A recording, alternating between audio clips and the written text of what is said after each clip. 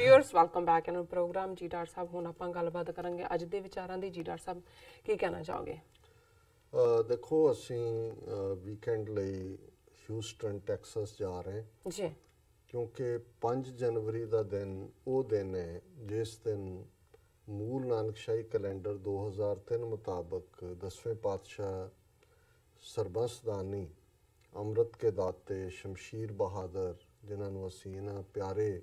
लकबां दे नाल याद करते हैं गुरु गोबिंद सिंह साहिब उन्हां दा प्रकाश दिवस है। सो असीं जिहड़ा इस मूल नानकशाही कैलेंडर वाले दिन नूं जिहड़ा ह्यूस्टन दीआं सिख संगतां दे नाल जिहड़ा इस नूं सैलीब्रेट करांगे और इस दे नाल असीं ये भी जिहड़ा दस्सण दा तां मकसद ये भी है कि बहुत सारे जिहड़े साडे वीर ह्यूस्टन डैलस लागे जुड़े हुंदे ने साडे इस प्रोग्राम नाल हर एक तक हाला अनाउंसमेंट तो उत्थे गुरुद्वारा साहब च करदे ने जी। सो जिहड़े भी नेड़े उन्हां लई कन्वीनियंट होए आ सकण ते जरूर सानू खुशी होएगी उन्हां नूं मिल के संगत के रूप दे विच जी। ज़ाहिर है कि ये सारा ही हफ्ता एक पासे 10वें पातशाह का प्रकाश पुरब है। फिर 6 जनवरी नूं भाई सतवंत सिंह भाई केर सिंह जिहड़े दो कौम दे वो हीरे भाई सतवंत सिंह होरां ने भाई बेअंत सिंह होरां दे नाल मिल के इंदिरा गांधी नूं सज़ा याफ्ता कीता जिन्हें जून 84 का घल्लूकारा वरताया सी। सो भाई सतवंत सिंह और भाई केर सिंह होरां नूं 6 जनवरी 1999 नूं जिहड़ा तिहाड़ जेल दे विच फांसी दित्ती गई सी। सो उन्हां दा शहीदी दिन भी है और असीं ये समझते हैं कि जदों असीं इतिहास वाल नज़र मारते हैं इतिहास सिर्फ एक नैरेटिव नहीं है कि एक तुसी कहानी बयान कर रहे हो और उहदे च जे कोई दर्दनाक जिहड़ा वाक़या आया तो साडियां अखां चों अथरू वगण लग गए साडा दिल जिहड़ा है वो द्रव्या गया तो कोई होर मोमेंट आई जिहदे च असीं जित्ते जां असीं जिहड़ा दुश्मन दे जिहड़े ने वो आहू लाए तो फिर असीं फखर दे नाल साडी छाती चौड़ी हो गई। ठीक है ये फीलिंग्स ये एमोशनस नाल नाल चलदे ने लेकिन जदों असीं गुरु साहबान दे जीवन नूं उन्हां दीआं सिੱਖਿਆਵਾਂ नूं अपने अंदर धारण करते हैं तो फिर वो साडा राह दसेरा बनता वो साडा रोशन पंध बनता है साडा रोशन रस्ता बनता है और ये सानू फिर मरकज़ दे नाल भी जोड़ता है जिन्होंने असीं सेंटर कहते हैं। और कुदरती कल अलामा इकबाल का एक शेर मेरिया नज़रों चो गुजरे कौमों के लिए मौत है मरकज़ से जुदाई। हुण ज़ाहिर है कि मरकज़ सेंटर नूं कहंदे ने ते अलामा कहंदे ने कि भी जिहड़ी कौम अपने मरकज़ नालों टुट जाए इसका मतलब मौत है। कौमों के लिए मौत है मरकज़ से जुदाई हो साहिबे मरकज़ तो खुदी क्या है खुदाई। हुण जिहड़ा मरकज़ नाल जुड़िया होया उन्होंने साहिबे मरकज़ कहा कि जिहड़ा अपने धुरे नाल जुड़िया होया पंजाबी च असीं लफज धुरा इस्तेमाल करते हैं एक्सल भी कहंदे ने जिवें जिन्ने भी व्हीकल्स ने साइकिल खास तौर पर तुसीं करदे सी हुंदा जी साइकिल का एक्सल है क्योंकि उहदे नाल ही सारा कुछ जुड़िया होया ते जे मरकज़ ना होए तो फिर सारा कुछ ही कलैप्स हो जाता है। इसे तरह साडी निजी जिंदगी च भी मरकज़ है जदों गुरु साहब ने सानू साडा मरकज़ सुझाया कि भई प्रापत मानुख दे हुरिया गोविंद मिलन किए तेरी बरिया अवर काज तेरा किता नाकाम मिल साध संगत भज केवल नाम। सो मरकज़ दे दिता है कि इस मरकज़ नाल जुड़ के फिर तुसी हसन दियां खैलन दियां पहनन दियां खावन दियां विचे होवे मुक्त कि तुसी हसदियां खेडदियां खांदियां पहनदियां समाज दे विच परिवारां दे विच अपने नॉर्मल सुख नूं भोगदियां भी मुक्त हो सकते हो डिटैच्ड हो सकते हो। सो ज़ाहिर है कि जे कौम दी जिंदगी मरकज़ नाल जुड़ के है तो मरकज़ तो टुटना जिहड़ा है वो कौम दी मौत है। फिर साडे लई ये जरूर देखना बनता है कि ये बालड़ी उम्र दी सिख कौम साडा मजहब 550 साल पुराना दुनिया के जिहड़े वड्डे एस्टैबलिश धर्म ने उन्हां दे मुकाबले तां बचपन दे विच है अजे तां बिल्कुल जिहड़ी है वो शीरखोर है असीं तां अजे दुध चुंगण वाले च ही हैं 2000 ਸਾਲ 3000 ਸਾਲ 4000 ਸਾਲ ਦੇ ਮਜ਼ਹਬਾਂ ਨਾਲ ਟੱਕਰ ਲੈਂਦੇ ਜਾਂ ਮੁਕਾਬਲਾ ਕਰਦੇ। ਸੋ ਜ਼ਾਹਰ ਹੈ ਵੀ ਜੇ ਚੈਲੰਜਸ ਦੀ ਗੱਲ ਕਰੀਏ ਤੇ ਜਿੰਨੇ ਇਹਨਾਂ 5.5 ਸਦੀਆਂ ਦੇ ਵਿੱਚ ਚੈਲੰਜ ਅਸੀਂ ਦੇਖੇ ਨੇ, ਔਰ ਚੈਲੰਜ ਵੀ ਇਹ ਨਹੀਂ ਕਿ ਮਾੜੇ ਮੋਟੇ ਜਿਹੜੇ ਦੂਸਰੇ ਫਾਲੋਅਰ ਨੇ ਉਹਨਾਂ ਨੇ ਕੋਈ ਸਟੇਟ ਜੀ, ਜਦੋਂ ਕੋਈ ਸਟੇਟ ਇਸ ਗੱਲ ਦੇ ਉੱਤੇ ਧਈਆ ਕਰ ਲੈ ਕਿ ਵੀ ਤੁਹਾਡੀ ਜਿਹੜੀ ਹੈ ਉਹ ਨਸਲਕੁਸ਼ੀ ਕਰਨੀ ਹੈ, ਤੁਹਾਨੂੰ ਨੇਸਤੋ ਨਾਬੂਦ ਕਰਨਾ ਹੈ, ਤੇ ਫਿਰ ਵੀ ਕੌਮ ਸਰਵਾਈਵ ਕਰੇ, ਕੁਛ ਤਾਂ ਮਰਕਜ਼ ਸੀ। ਬਿਲਕੁਲ। ਔਰ ਇਹੀ ਕਾਰਨ ਸੀ ਕਿ ਇੱਕ ਪਾਸੇ ਪਹਿਲਾ ਆਫੀਸ਼ੀਅਲ ਆਰਡਰ ਜਿਹੜਾ ਸਾਡੇ ਖਿਲਾਫ ਸ਼ੁਰੂ ਹੋ ਜਾਂਦਾ ਹੈ ਗੁਰੂ ਸਾਹਿਬਾਨ ਦੀ ਸ਼ਹਾਦਤ ਦੇ ਨਾਲ, ਪੰਜਵੇਂ ਪਾਤਸ਼ਾਹ ਗੁਰੂ ਅਰਜਨ ਸਾਹਿਬ ਦੀ, ਜਦੋਂ ਜਿਹੜਾ ਦੁਕਾਨੇ ਬਾਤਲ, ਝੂਠ ਦੀ ਦੁਕਾਨ ਕਹਿ ਕੇ ਵੇੜੇ ਦੇ ਹਾਕਮ ਔਰ ਸਾਜ਼ਸ਼ੀ, ਔਰ ਇਹੀ ਨਹੀਂ ਵੀ ਇੱਕ ਪਾਸੇ ਮੁਗਲਿਆ ਸਲਤਨਤ ਹੈ ਜਿਨ੍ਹਾਂ ਦੇ ਵਿੱਚ ਬੈਠੇ ਲੋਕ, ਉਹਨਾਂ ਨੂੰ ਸਿੱਖ ਧਰਮ ਦਾ ਸੱਚ ਬਰਦਾਸ਼ਤ ਨਹੀਂ ਹੁੰਦਾ, ਦੂਸਰੇ ਪਾਸੇ ਬ੍ਰਾਹਮਣਵਾਦ ਦੀ ਸੋਚ ਹੈ ਜਿਸ ਨੂੰ ਇਹ ਬਰਦਾਸ਼ਤ ਨਹੀਂ ਹੈ ਕਿ ਵੇਦਾਂ ਸ਼ਾਸਤਰਾਂ ਸਿਮਰਤੀਆਂ ਦੇ ਮੁਕਾਬਲੇ ਇਹ ਸੱਚ ਕੀ ਬਾਣੀ ਔਰ ਧੁਰ ਕੀ ਬਾਣੀ ਲੋਕਾਂ ਦੀ ਜ਼ਬਾਨ 'ਚ, ਔਰ ਇਹ ਜਿਹੜੀ ਬ੍ਰਾਹਮਣ ਦੀ ਡੋਮੀਨੈਂਸ ਹੈ ਉਸ ਖਿੱਤੇ 'ਚ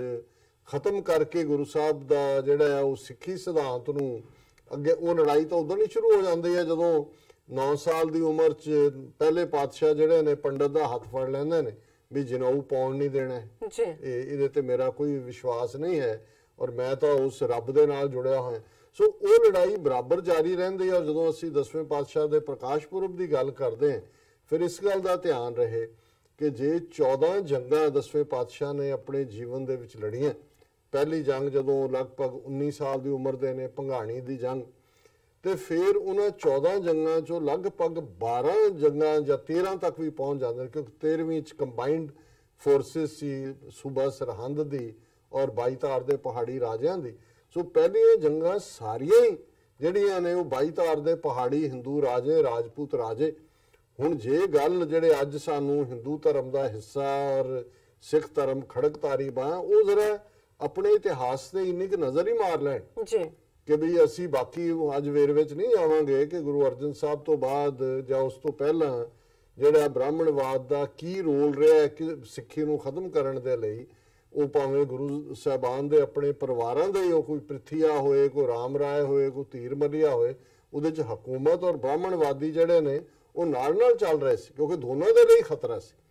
ਔਰ ਇਹੀ ਗੱਲ ਜਦੋਂ ਅਸੀਂ 22 ਧਾਰ ਦੇ ਪਹਾੜੀ ਰਾਜਿਆਂ ਦੀ ਗੱਲ ਕਰਦੇ ਹਾਂ, 10ਵੇਂ ਪਾਤਸ਼ਾਹ ਦਾ ਜ਼ਫਰਨਾਮਾ ਬੜਾ ਜ਼ਬਰਦਸਤ ਡਾਕੂਮੈਂਟ ਹੈ। ਜੇ ਅਸੀਂ ਜਿਹੜਾ ਇਕੱਲੀ ਖਾਲਸਾਈ ਸਪਿਰਿਟ ਨੂੰ ਸਮਝਣ ਲਈ ਨਹੀਂ ਜੀ, ਹਿਸਟੋਰੀਕਲੀ ਵੀ, ਕਿ ਜਦੋਂ 10ਵੇਂ ਪਾਤਸ਼ਾਹ ਔਰੰਗਜ਼ੇਬ ਨੂੰ ਯਾਦ ਕਰਵਾਉਂਦੇ ਨੇ ਕਿ ਤੂੰ ਵੀ ਬੁੱਤੋ ਸ਼ਿਕਨ ਹੈ, ਮੈਂ ਵੀ ਬੁੱਤੋ ਸ਼ਿਕਨ, ਸ਼ਿਕਨ ਹੁੰਦਾ ਤੋੜਨ ਵਾਲਾ,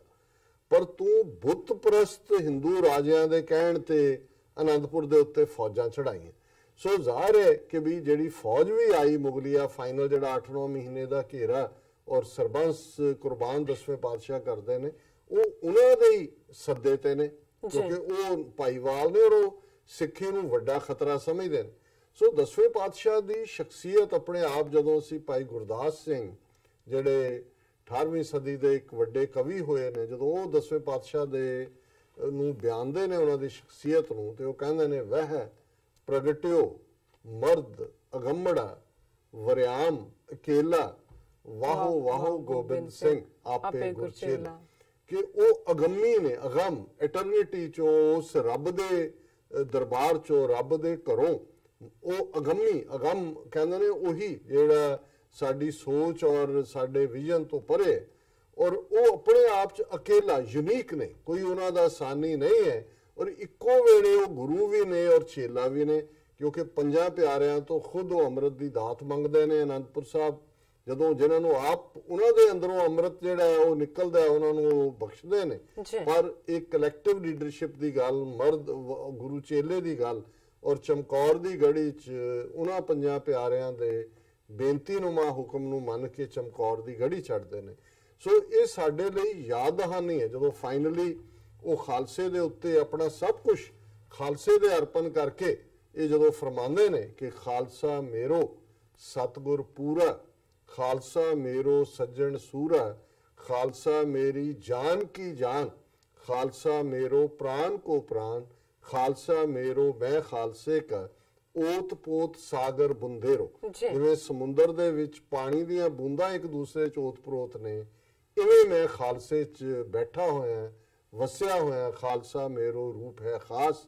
ਇਹ ਮੇਰਾ ਖਾਸਮ ਖਾਸ ਰੂਪ ਹੈ। ਔਰ ਇਹ ਦਿਦਾਰੀ ਜਦੋਂ ਅਸੀਂ ਰੂਪ ਕਹਿੰਦੇ ਹਾਂ ਦਸਵੇਂ ਪਾਤਸ਼ਾਹ ਦਾ ਪੰਜ ਕਕਾਰੀ ਰੂਪ, ਸੋ ਜ਼ਾਹਰ ਹੈ ਕਿ ਇਹ ਖਾਲਸਾ ਗੁਰੂ ਦੀ ਉਸ ਖਾਸਮ ਖਾਸ ਜਿਹੜਾ ਉਹਨਾਂ ਦਾ ਸਭ ਨੂੰ ਪੰਥ ਨੂੰ ਦਿੱਤਾ ਹੋਇਆ ਜਿਹੜਾ ਰੁਤਬਾ ਹੈ ਨਾਦੀ ਪੁੱਤਰ ਖਾਲਸੇ ਨੂੰ, ਉਸ ਦੀ ਰਿਫਲੈਕਸ਼ਨ ਹੈ। ਔਰ ਖਾਲਸੇ ਦੇ ਜ਼ਿੰਮੇ ਫਿਰ ਇੱਕ ਕੰਮ ਲਾਇਆ ਹੈ, ਖਾਲਸਾ ਸੋਏ ਜੋ ਨਿਰਧਨ ਕੋ ਪਾਲੇ, ਖਾਲਸਾ ਸੋਏ ਜੋ ਦੁਸ਼ਟ ਕੋ ਗਾਲੇ। ਕਿ ਖਾਲਸਾ ਡਾਊਨ ਟ੍ਰੋਡਨ ਦਾ, ਦਬੇ ਕੁਚਲੇ ਦਾ ਪ੍ਰੋਟੈਕਟਰ ਹੈ ਤੇ ਦੁਸ਼ਟ ਨੂੰ ਸਜ਼ਾ ਦੇਣ ਵਾਲਾ। ਸੋ ਜਦੋਂ ਅਸੀਂ ਭਾਈ ਬੇਅੰਤ ਸਿੰਘ, ਭਾਈ ਸਤਵੰਤ ਸਿੰਘ, ਭਾਈ ਕੇਰ ਸਿੰਘ ਹੋਰਾਂ ਨੂੰ 6 ਜਨਵਰੀ ਨੂੰ ਯਾਦ ਕਰਾਂਗੇ, ਭਾਈ ਬੇਅੰਤ ਸਿੰਘ ਤਾਂ ਮੌਕੇ ਤੇ ਸ਼ਹੀਦ ਕਰ ਦਿੱਤੇ ਜਾਂਦੇ ਨੇ, ਤਾਂ ਫਿਰ ਇਹ ਗੁਰੂ ਕੇ ਦੂਲੇ ਲਾਡਲੇ ਸਪੁੱਤਰ ਨੇ ਜਿਨ੍ਹਾਂ ਨੇ ਉਸ ਔਰਤ ਨੂੰ ਸਜ਼ਾ ਯਾਫਤਾ ਕੀਤਾ ਜਿਸ ਨੇ ਹਜ਼ਾਰਾਂ ਬੇਗੁਨਾਹ ਸਿੱਖ, ਜਿਹੜੇ ਗੁਰੂ ਅਰਜਨ ਸਾਹਿਬ ਪਹਿਲੇ ਸ਼ਹੀਦ ਗੁਰੂ ਦੇ ਸ਼ਹੀਦੀ ਦਿਨ ਦੇ ਮੌਕੇ ਦਰਬਾਰ ਸਾਹਿਬ ਦੀਆਂ ਪ੍ਰਕਰਮਾਂ 'ਚ, ਤਰਨਤਾਰਨ ਸਾਹਿਬ ਦੀਆਂ ਪ੍ਰਕਰਮਾਂ 'ਚ, ਗੁਰਦੁਆਰਾ ਦੂਖ ਨਿਵਾਰਨ ਸਾਹਿਬ ਪਟਿਆਲਾ ਦੀਆਂ ਪ੍ਰਕਰਮਾਂ 'ਚ, ਗੁਰਦੁਆਰਾ ਮੁਕਤਸਰ ਸਾਹਿਬ ਦੀਆਂ ਪ੍ਰਕਰਮਾਂ 'ਚ, 4 ਥਾਵਾਂ ਨੇ ਜਿੱਥੇ ਟੈਂਕ ਲਿਆਂਦੇ ਗਏ ਔਰ ਜਿਨ੍ਹਾਂ ਦਾ ਇਹ ਮਕਸਦ ਸੀ ਜ਼ਾਹਰਾ ਐਲਾਨੀਆ ਕਿ ਸਿੱਖਾਂ ਨੂੰ ਸਬਕ ਸਿਖਾਉਣਾ। ਉਹਨਾਂ ਨੇ ਤਾਂ ਘੱਲੂਘਾਰਾ ਵਰਤਾ ਕੇ ਆਪਣਾ ਜਿਹੜਾ ਉਹ ਜਨੂਨ ਜ਼ਾਹਰ ਕੀਤਾ, ਪਰ ਗੁਰੂ ਕੇ ਸਪੁੱਤਰਾਂ ਨੂੰ ਇਹ ਗੁਰੂ ਦੀ ਕਲਾ ਜਿਹੜੀ ਵਾਪਰਦੀ ਹੈ ਖਾਲਸੇ 'ਚ ਯਾਦ ਸੀ ਕਿ ਖਾਲਸੇ ਦਾ ਇਹ ਬਿਰਧ ਹੈ, ਖਾਲਸਾ ਸੋਏ ਜੋ ਦੁਸ਼ਟ ਕੋ ਗਾਲੇ। ਸੋ ਉਸ ਦੁਸ਼ਟ ਨੂੰ ਸਜ਼ਾ ਯਾਫਤਾ ਕੀਤਾ। ਔਰ ਅਸੀਂ ਜਿਹੜਾ ਹੈ ਜਦੋਂ ਅਸੀਂ ਇਹ ਵੀਕਐਂਡ ਮਨਾਵਾਂਗੇ ਥਾਂ ਥਾਂ ਜਿੱਥੇ ਅਸੀਂ ਬੈਠੇ ਹਾਂ, ਗੁਰੂ ਕਲਗੀਧਰ ਪਾਤਸ਼ਾਹ ਨੂੰ ਯਾਦ ਕਰਾਂਗੇ, ਉਹਨਾਂ ਦੇ ਯਾਦ ਦੇ ਵਿੱਚ ਥਾਂ ਥਾਂ ਸਮਾਗਮ ਹੋ ਰਹੇ ਨੇ ਹਿੰਦੂ ਕੈਲੰਡਰ ਮੁਤਾਬਕ। 12-13 ਜਨਵਰੀ ਨੂੰ ਬਹੁਤ ਥਾਂ ਸੈਲੀਬ੍ਰੇਟ ਹੋ ਰਿਹਾ, ਉਹ ਚਲੋ ਕੋਈ ਵੀ ਦਿਨ ਸੈਲੀਬ੍ਰੇਸ਼ਨ ਲਈ ਅਸੀਂ ਮੂਲ ਨਾਨਕਸ਼ਾਹੀ ਕੈਲੰਡਰ ਨਾਲ ਜੁੜੇ ਹੋਏ ਹਾਂ, ਤਾਂ ਫਿਰ ਅਸੀਂ ਇਹਨਾਂ ਗੁਰੂ ਕੇ ਬਹਾਦਰ ਸਪੁੱਤਰਾਂ ਨੂੰ ਵੀ ਆਪਣੀ ਯਾਦ ਦੇ ਵਿੱਚ ਜ਼ਰੂਰ ਲਿਆਈਏ। ਔਰ ਜਿਵੇਂ ਮੈਂ ਕਿਹਾ ਸੀ ਕਿ ਵੀ ਅਸੀਂ ਆਪਣੇ ਆਪ ਨੂੰ ਜ਼ਰੂਰ ਪੁੱਛੀਏ ਕਿ ਅਸੀਂ ਕੀ ਆਪਣੇ ਮਰਕਜ਼ ਦੇ ਨਾਲ ਜੁੜੇ ਹੋਏ ਹਾਂ, ਔਰ ਜੇ ਅਸੀਂ ਮਰਕਜ਼ ਨਾਲ ਜੁੜੇ ਹੋਏ ਹਾਂ ਤੇ ਫਿਰ ਅਸੀਂ ਜ਼ਰੂਰ ਆਪਣੇ ਫਰਜ਼ ਨੂੰ ਪਛਾਣਾਂਗੇ ਔਰ ਆਪਣਾ ਬਣਦਾ ਜਿਹੜਾ ਯੋਗਦਾਨ ਹੈ ਉਹ ਕੌਮੀ ਸੰਘਰਸ਼ ਖਾਲਿਸਤਾਨ ਦੀ ਪ੍ਰਾਪਤੀ ਦੇ ਲਈ ਵੀ ਜ਼ਰੂਰ ਅਰਪਣ ਕਰਾਂਗੇ। ਜੀ ਡਾਕਟਰ ਸਾਹਿਬ ਤੁਹਾਡਾ ਬਹੁਤ ਬਹੁਤ ਸ਼ੁਕਰੀਆ ਇੱਥੇ ਲੈਣੇ ਆਪਣੇ ਵਿਊਅਰਸ ਕੋਲ ਇਜਾਜ਼ਤ। ਪਰ ਉਸ ਤੋਂ ਪਹਿਲਾਂ ਅਸੀਂ ਆਪਣੇ ਦਰਸ਼ਕਾਂ ਤੇ ਸਰੋਤਿਆਂ ਨੂੰ ਧੰਨ ਧੰਨ ਸਾਹਿਬ ਸ੍ਰੀ ਗੁਰੂ ਗੋਬਿੰਦ ਸਿੰਘ ਦੇ ਪ੍ਰਕਾਸ਼ ਦਿਹਾੜੇ ਦੀਆਂ ਲੱਖ ਲੱਖ ਮੁਬਾਰਕਾਂ ਦਿੰਦੇ ਹਾਂ। ਵਿਊਅਰਸ, ਸਾਡੇ ਪ੍ਰੋਗਰਾਮ ਦਾ ਸਮਾਂ ਇੱਥੇ ਸਮਾਪਤ ਹੁੰਦਾ। ਤੁਸੀਂ ਆਪਣੀ ਰਾਏ ਤੇ ਸੁਝਾਅ ਸਾਨੂੰ ਭੇਜਣਾ ਭੁੱਲਣਾ ਸਾਡੇ ਇਸ ਪਤੇ ਤੇ sos@tv84.tv ਤੇ ਅਸੀਂ ਆਪਣਾ ਪ੍ਰੋਗਰਾਮ ਲੈ ਕੇ ਫਿਰ ਦੁਬਾਰਾ ਹਾਜ਼ਰ ਹੋਵਾਂਗੇ। ਤਦ ਤੱਕ ਲਈ ਮੈਨੂੰ ਤੇ ਆਪਣਾ ਸੁਣਾ ਗਿਆ ਦੋ ਦੇਖਦੇ ਰਹੋ TV84। ਬੁਲਾ ਦਿਓ ਫਤਿਹ। ਵਾਹਿਗੁਰੂ ਜੀ ਕਾ ਖਾਲਸਾ, ਵਾਹਿਗੁਰੂ ਜੀ ਕੀ ਫਤਿਹ।